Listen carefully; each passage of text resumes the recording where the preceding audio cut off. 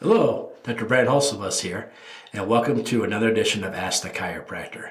Ask the Chiropractor is my little podcast that I do when someone has a question about chiropractic or chiropractic care. I try to answer. I'm a chiropractor here in Rockford, Illinois. I'm a proud graduate of Palmer College of Chiropractic, and I'm happy to be the team chiropractor of the Rockford Ice Hogs. Let's dive into it.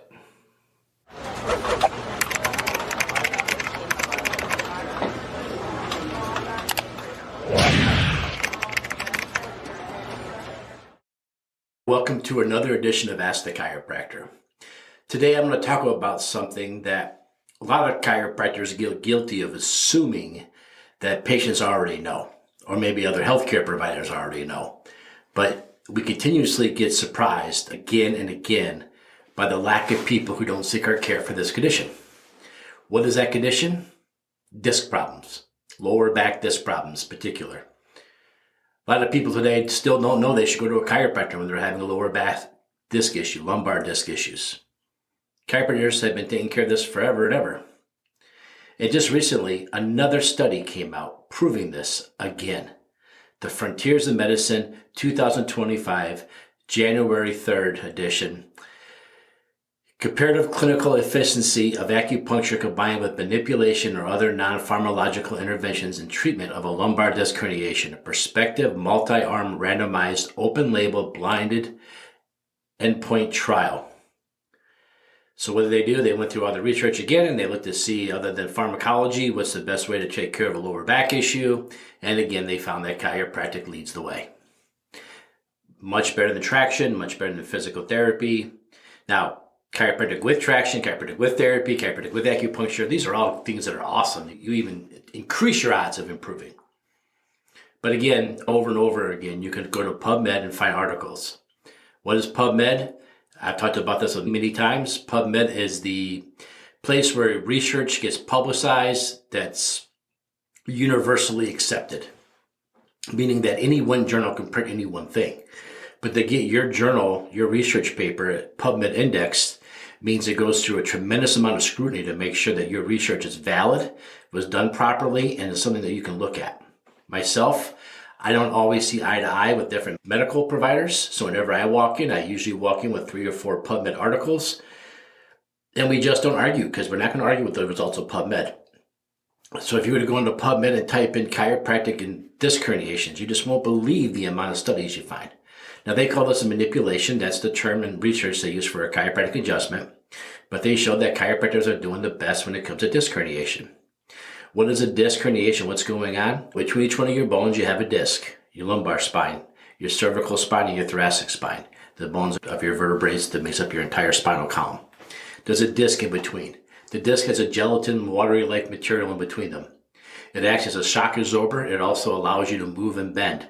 If I turn my head to the left, the discs move and rotate with the vertebrae, allowing me to go. They actually slightly bulge as I do it. They're designed to bulge. If I lean to the left, all the vertebrae and the disc in my neck, all those discs just bulge a little bit. They're designed to bulge. Someone tells you have a disc bulge, that's not a weird thing. The discs are designed to bulge left and right. They move and shift so the vertebrae don't have to. They help increase the loads. In the morning, you're taller than you are when you go to bed because during the day, those discs take a lot of the gravity forces and they actually shrink a little bit. You lay down, you go to sleep, and those discs regenerate and they get bigger again. You can always tell the health of someone's spine.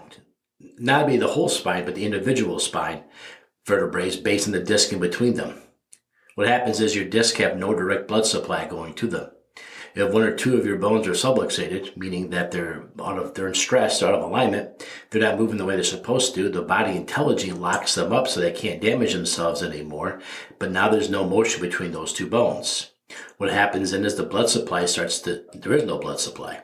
What happens is when you move and twist and bend, the muscles contract and they push nutrients in and out of the joint spaces. If the vertebrae are locked up because they're subluxated, then there's no flushing or adding nutrients to the disc space. The result of this, the disc starts to dehydrate and flatten. As you lose your disc height, there's a scary term they use for this. It's called degenerative disc disease. What it really means is your disc is slightly dehydrated. What a chiropractor does is they'll detect these subluxations and they'll restore the motion and make them move again. Once they start moving again, they start healing again. How do we do that? We use x-rays mostly. We'll pick an x-ray of your spine, we'll see the area that's not moving. Then usually we'll use our fingers to go up and down your spine and feel them move individually upon each other. Lastly, we might do leg checks and other checks like shoulder checks and stuff like that to see how you line up and what happens when you move and twist. An example, if the base of your neck is off, at your 5th or 6th cervical and your neck is misaligned, when you turn your head, they will not move. Instead, your whole spine will move. So if you're laying in a face down position and you turn your head to the left and there's a subluxation at your C5 and C6, they will not move. So your whole back will move and your feet length will dramatically change because your whole spine's moving to compensate for that subluxation. That's what we call a cervical syndrome. That's one of the tests your chiropractor does that's unique to chiropractic. It's a chiropractic exam. So with all this research going on and all this evidence that chiropractors can go in there and make these adjustments, allow the vertebrae to move again, allow the nutrients to get back into the disc space. And if the disc is herniated, why is it herniated? Well, it's herniated because the vertebrae are misaligned, putting an unfair stress on it, causing it to bulge out and stay bulge out. But if we can go in there and restore the motion and make them move again, then what happens is the disc will reabsorb itself and go back to normal and the spine starts to heal. Now, how do we know this happens when a chiropractor does it? We've got tons and tons of research and science that shows that it happens. There's no I believe in chiropractic can help my disc bulge. You don't have to believe in it. We have the research and the science. It's abundant. It's in all the literature. It's everywhere. Matter of fact, the WHO now recommends chiropractic care first for disc problems and issues in your spine, even before medicine or any type of intervention. The North America Spine Center recommends chiropractic above anything else. Number one choice if you have a back problem, the North America Spine Society. Who is this made up of? Well, it's made up of orthopedic doctors, surgeons, medical doctors, and other therapists, not chiropractors. But they're saying chiropractic's the best. So why aren't you hearing more of this? I have no idea. Old stereotypes, lies that have been said about my profession for decades and decades and decades. Who knows? Fear, not understanding, old professors teaching stuff wrong, take your pick.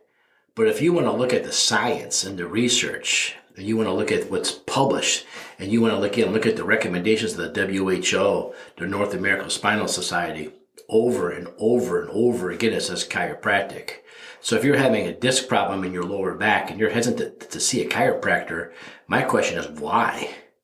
Why would you be hesitant? We have all the science in the world to prove it works.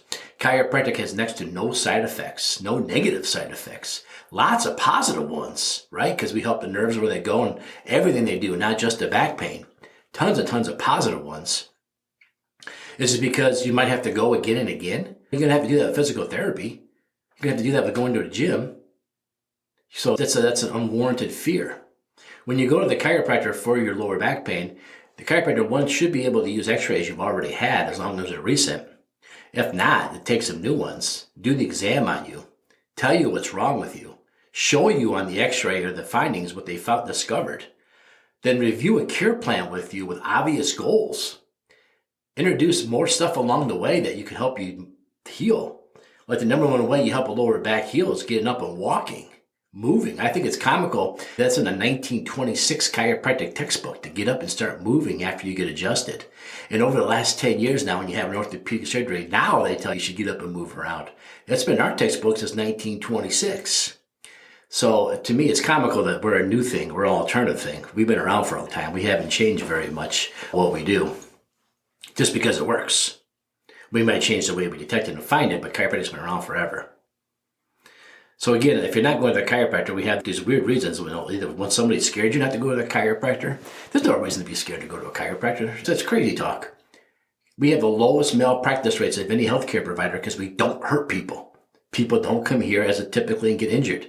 The likelihood of getting injured at a chiropractic clinic, you're the least likely to get injured at a chiropractic clinic than you are any other type of healthcare provider. We're the safest healthcare provider.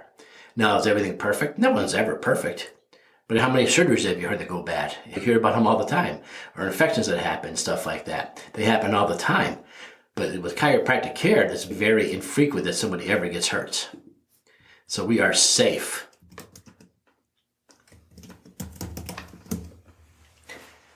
Next thing, why don't you go to a chiropractor? Maybe a doctor told you not to go see us. Well, don't listen to them. Don't trust them. They're not chiropractors. They don't know. They never studied chiropractic.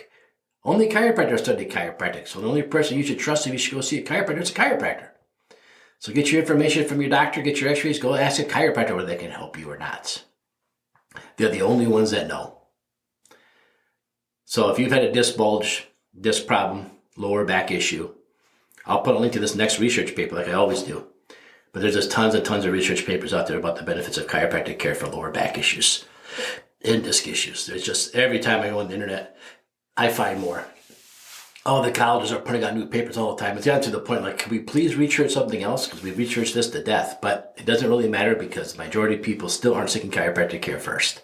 So I guess we have to continue. And that's why I decided to do this podcast today, to share with you that chiropractic should be your number one choice when you have disc issues in your spine.